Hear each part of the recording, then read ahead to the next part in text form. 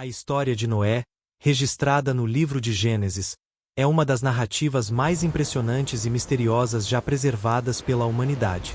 Ela fala sobre corrupção, julgamento, sobrevivência e um recomeço para toda a civilização humana. Muito antes das grandes civilizações conhecidas, quando a Terra ainda era dominada por vastas planícies, florestas profundas e rios imensos, a humanidade já havia se multiplicado sobre a face do mundo. Cidades primitivas começavam a surgir, famílias cresciam e as gerações se espalhavam pelos continentes. Mas, junto com esse crescimento, algo também estava crescendo silenciosamente dentro do coração humano. Segundo o relato antigo, a violência havia se tornado comum. Conflitos, disputas e injustiças tomavam conta das comunidades. O texto bíblico descreve que os pensamentos do coração humano estavam continuamente inclinados para o mal.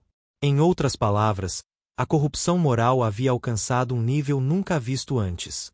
Foi então que, segundo a narrativa, Deus observou a humanidade e percebeu que a terra estava completamente corrompida. A violência havia preenchido o mundo. O que deveria ser uma criação cheia de vida e harmonia havia se transformado em um lugar de destruição e egoísmo. Mas em meio a essa geração perdida, havia um homem diferente. Seu nome era Noé. Noé era descrito como um homem justo, íntegro entre os de sua geração. Enquanto a maioria das pessoas vivia sem qualquer preocupação espiritual, Noé mantinha uma vida de reverência e obediência a Deus. Ele não era um rei, não era um guerreiro famoso, nem um líder político. Era apenas um homem comum, mas com um coração diferente. Segundo o relato bíblico, foi a esse homem que Deus decidiu revelar um plano que mudaria completamente o destino da humanidade. Noé recebeu uma mensagem extraordinária. Deus disse que enviaria um grande dilúvio sobre toda a terra.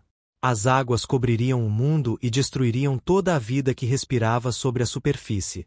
Era um julgamento contra a corrupção que havia dominado a humanidade. Mas havia também um plano de preservação. Noé deveria construir uma enorme embarcação, algo que o texto chama de arca. Essa arca não era um barco comum. As medidas descritas no relato são gigantescas para a época. Segundo o texto antigo, a arca deveria ter aproximadamente 135 metros de comprimento, cerca de 23 metros de largura e quase 14 metros de altura. Para efeito de comparação, isso é equivalente ao tamanho de um grande navio moderno de carga. Além disso, a arca teria 3 andares internos, compartimentos para armazenar alimentos e espaço suficiente para abrigar uma grande quantidade de animais. Imagine o impacto dessa ordem. Naquela época, não existiam portos, estaleiros ou tecnologia naval avançada. Construir algo dessa magnitude seria uma tarefa extremamente difícil mesmo para engenheiros modernos. Ainda assim, Noé decidiu obedecer. Ele começou a cortar árvores, preparar madeira e montar lentamente a estrutura da arca. Ano após ano, a gigantesca embarcação começou a surgir no horizonte. É fácil imaginar como as pessoas reagiram. Muitos devem ter rido. Outros provavelmente zombaram. Alguns talvez tenham ficado curiosos.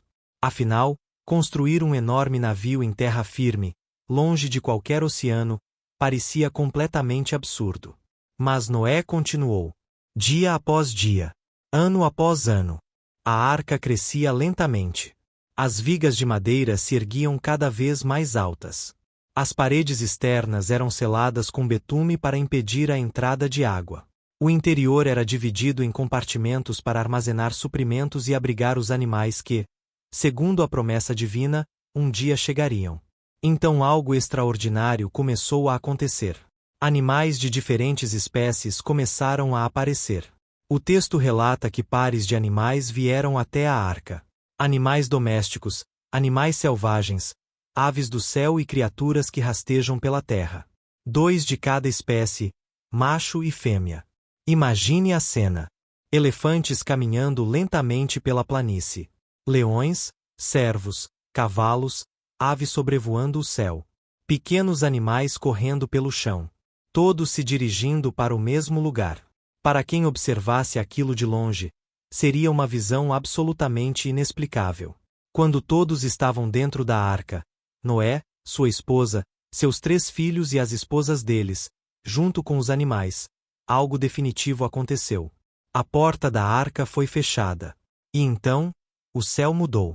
Nuvens escuras começaram a se formar. O vento ficou mais forte. O ar parecia pesado. E então caiu a primeira gota de chuva. Depois outra. E outra. Logo a chuva se transformou em uma tempestade gigantesca. O texto diz que choveu por 40 dias e 40 noites sem parar. Mas não era apenas chuva.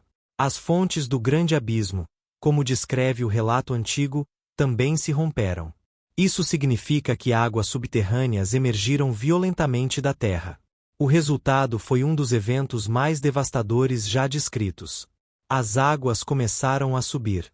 Primeiro cobriram os campos. Depois as cidades. Depois as colinas.